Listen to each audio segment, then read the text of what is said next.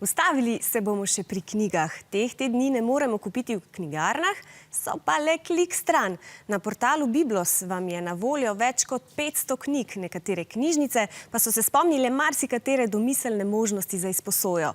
Vabimo vas tudi na spletni portal bralnega tekmovanja Berimo z Rovko Črkolovko, na katerem se lahko tudi pogovarjate z vrstniki, izmenjujete mnenja o knjigah ali pa se lotite kakšnega kviza.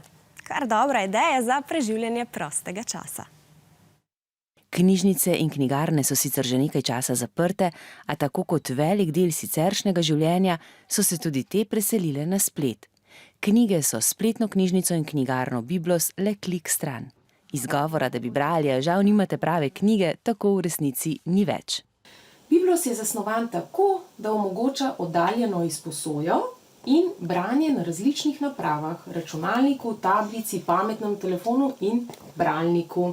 Uporablja ga lahko vsak, ki je vsaj osnovno računalniško pismen, namenjen je vsem starostnim skupinam, otrokom, mladostnikom, pa tudi seveda najstarejšim. Za izposojo pa morate biti član ene izmed slovenskih splošnih knjižnic. Ob včlanitvi ste prejeli člansko številko in geslo.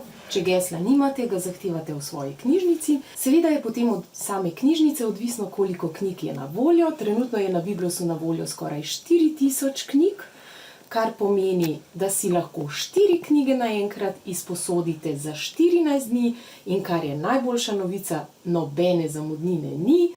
Če knjiga, ki ste si jo zaželeli, ni dostopna v elektronski obliki, pa obstajajo tudi nekatere druge možnosti. Če ste z območja Ankarana in Kopra, vam izbrano knjigo na dom dostavi knjigokurir. Podobno kot dostavljavci pic, tudi dostavljavci knjig delajo vsak dan. Nekatere knjižnice vam izbrano knjigo pošljejo po pošti.